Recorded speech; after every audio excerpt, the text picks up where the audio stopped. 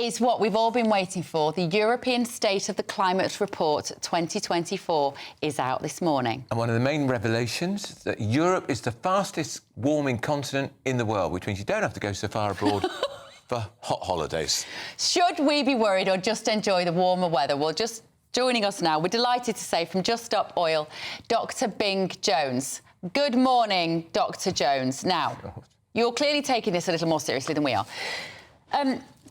Isn't it the fact that the areas of the world warming we should be worried about is the Antarctic and the Arctic, as opposed to Madrid and Saint-Tropez?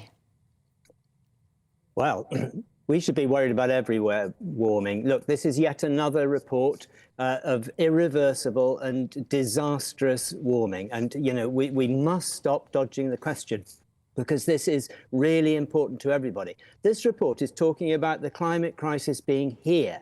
It's in Europe. It's in the UK, and it's happening now.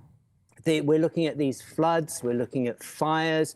Look, we've had 300 fires in the UK, unprecedented. Oh, come on. A fire doesn't start. A fire does not start because the sun is too hot. A fire starts because of human error.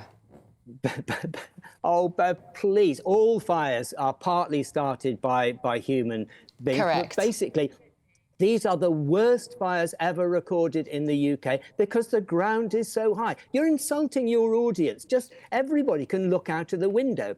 It's incredibly hot and incredibly mild, incredibly dry. And look, this report is talking about the fact that these things are terrible. That in Valencia, there were 230 people died. 100,000 cars were destroyed in one afternoon. We're looking at food shortages in southern Europe. We're looking at the worst ever wildfires last year.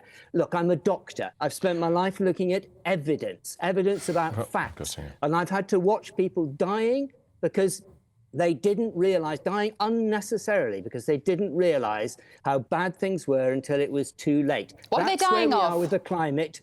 That's where we are with the climate, and that's what this report is highlighting really clearly. Europe, 2.4 degrees hotter than it should be. What did they die of, Dr. Jones? I'm talking here about the climate. People are going to die of heat, they're going to die of food shortages, and they're going to die of fires. But more important, but before that happens, we're going to see economic collapse. Those fires in California, which is not in Europe. Dr. Bing, listen, can you hang on? Because we do want to hear from you. We've got to take a quick break, but we want to come back to you. So if I can ask you politely just to wait there, don't go anywhere. Where were we? You were telling us why this matters, why it is so important. I hear what you're saying about the fact that there are impacts on humanity when the climate is changing. But doesn't that mean that we have to get better at mitigating the risks as they are now? And what I mean by that is, if you are an elderly person, don't sit out in the sun in 90 degrees. Make sure you stay hydrated. Perhaps with our with the forests, if they're more at risk of wildfires, we have to get better at making sure there is water available for those areas, etc., etc. So managing the implications now, as opposed to trying to play God and think we can change anything in any short period of time here. Oh, Bev, look, we're just constantly dodging the question here. Look, this is a climate crisis, and it affects your listeners and viewers right now. Can I just read about Aviva? Have we all heard about Aviva, the insurance company? This is a matter of risk, and insurance companies are really good at risk. Aviva has said extreme weather over the last 10 years has cost $2 trillion. Zurich, have you heard about them? They're another massive insurance and investment company. They say it is essential that we hit net zero. Allianz, another massive company, says climate crisis could destroy capitalism because there'd be no insurance. Entire regions are becoming uninsurable. 1 in 6 people, 1 in 6 of your viewers has no insurance, home insurance. This is a disaster. Yeah, but insurance companies will always try and dodge paying out. I'm sorry, but insurance companies will use this idea of climate change in order to avoid paying people whose houses burn down. That's complete. That's so disingenuous. You're being so unreasonable. Look, you've got children.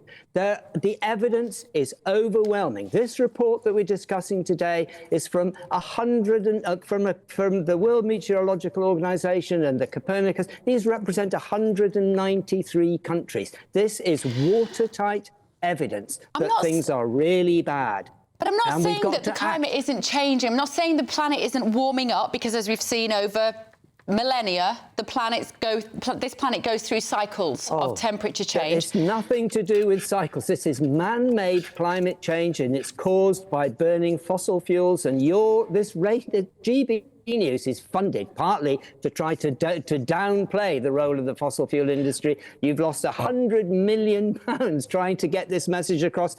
My job is to tell your listeners and viewers today that we're in deep, deep trouble. And the only way to solve it is to act now to reduce carbon emissions. We've got to stop burning oil, coal and gas, and really, really quickly. And the government's not doing it. So come to juststopoil.org and find out. Well, actually, Dr. Jones, the government is doing it, and as every householder who pays their electric and gas. But hang on, Dr. Jones, you've had your say. We've had your say, Dr. Jones. It will never be fast enough for people like you, who some people may put on the rather eco-zealot side of the argument, with all respect. But you did say a little earlier.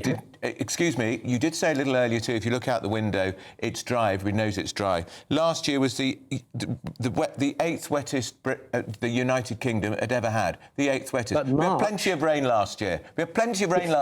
There's the figures. They're from the Met Office, Dr. Jones. Extreme weather. It's extreme weather that the insurance companies are worried about. Why are you so obsessed by insurance companies?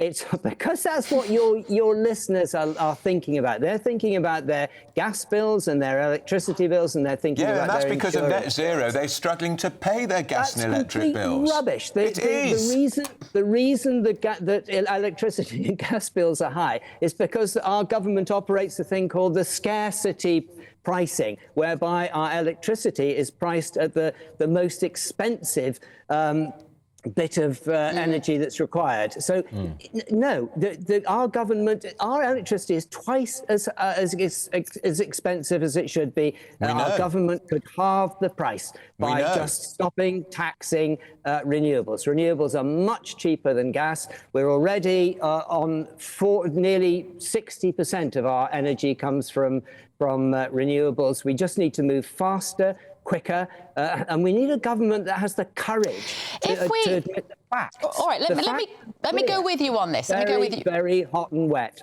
Let me go with you on this.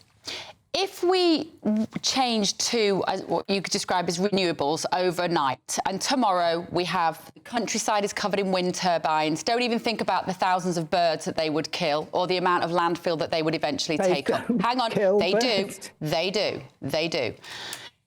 If we went overnight and not burning any coal, gas, oil, it's unfathomable. But let's just use your imagination for your utopian idea.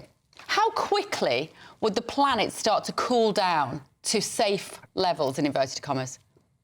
Nobody is talking about an overnight change. How long? What we're talking about is, say, a 5-year change. This would be something like a 5 years. wartime change. But that would involve the whole planet. That would involve China, India, America, not just us. Yes. Absolutely. It's going to happen at some stage. The only question is whether it happens sooner, in which case we save some of what the Princess of Wales is talking about, her connection to nature. Nature, which is covered in wind turbines. Later. The country does not need to be covered in wind turbines. We need to have some wind turbines. We're already producing vast amounts at sea. We've got tides in this country, some of the biggest tides in the world. We've got coal mines. Coal miners dug the coal out naked because it was so hot. There's heat underneath the earth. China is doing 3 things. It's going for wind, it's going for solar, and it's going for batteries. And we need to be doing the same thing. And it's also opening many coal mines. Fast Dr. Jones, from... I'm amazed for your admiration for China when it's opening so many coal mines. But you seem to have this peculiar admiration for China. No, I'm just trying to describe the fact that it is absolutely possible, doable, and inevitable that we're going to move away from oil, coal, and gas, and we're going to move to renewables. And that's what we've got to do. We need to have there's It's a lovely world waiting out there for your children, Bev, where people live in homes that are well insulated and cost peanuts to heat, where people don't even think about having a car because the public transport's so good. And where we can now you've lost me. I was eye. going with you for a minute, but if you're telling me my children can never drive a car, then you are taking away their most important symbol of freedom and privacy and safety. And fields sinking beneath a sea of solar panels, Dr. Jones. It's not my idea of a rural idyll. Surely we want to be free to live in societies which are kind to each other, rather than based on just making more money for very rich people. Do you have an electric car? Do you have an electric car? I ride a bicycle. Very good. Have you ever tried to get the kids to swimming club with a bootload of shopping and get on your bicycle? My kids all live in London, and most of them don't have a car. They go on a bus because there are buses every 2 or 3 minutes at the end of their road. Wow. Look, we need public transport. We need to have. I'm not putting my 16-year-old on a bus at 1 o'clock in the morning. I'm not. Well, I'm sure your 16-year-old. Do you have solar panels on him or herself? Dr. Jones, do you have solar panels on your roof? Unfortunately, we don't, because we're moving house. Oh, why didn't you have them before? They've been around a long time. I wish that I had. Well, you're not practicing what you preach, Dr. Jones. I am. Look, the problems here are government problems. No, your problem is you're not practicing what you preach. The government needs to invest. No, Dr. Jones, I want you to address that. You are not practicing what you preach. Actually, you just said you wish you had them. I do have solar panels on my roof. I'm sorry, I've got solar panels on my roof, which were there when we bought the house. They heat the water, and we have. Yes, and we're going to. Everybody needs to do. Everybody needs to do their best. I'm really sorry for him now. Look, I admire you on a political and ideological level. I never knock passion. But you've caught me out there, because I've been intending to put solar panels on my roof for a long time. But we do have solar panels which heat the. Well, let's hope the rest of the country is a bit more enthusiastic, Dr. Jones. Let's hope the rest of the country is a bit more enthusiastic. No, we don't want you to lie. We would have checked. Your audience, please, must look to the climate. The climate is the biggest threat. It's underneath every single other threat. The cost of living, war, everything. The climate is the most important thing that we must look at. And this report is a lovely report.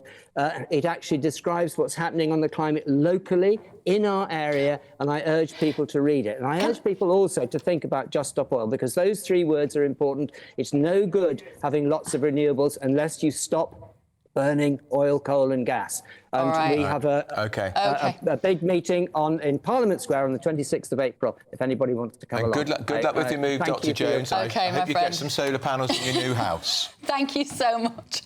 Dr. Bing Jones there from Just Stop Oil. You are mean. I'm sorry.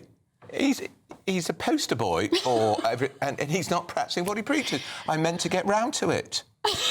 And then he said he did have them, and then he said he didn't. Make your mind up, mate. At least he didn't say people have died in the boiling sweat, which one guy from Just Stop Oil said. I find those interviews I find it so fascinating. We never have enough time. We could dig right. By the way, when he said birds don't get killed by winter, the figure here in Britain, annually, up to 100,000 birds are killed by wind turbine blades because they literally fly into them, which is now why there's talk they're going to paint them black. That'll make the country look really lovely. So Honestly. That they see them. Or paint them a different colour anyway. Again, there's no sort of cost benefits. No, I don't feel like there's been much risk assessment about all of this, as usual. Everyone's bought into this brainwashed narrative. Anyway,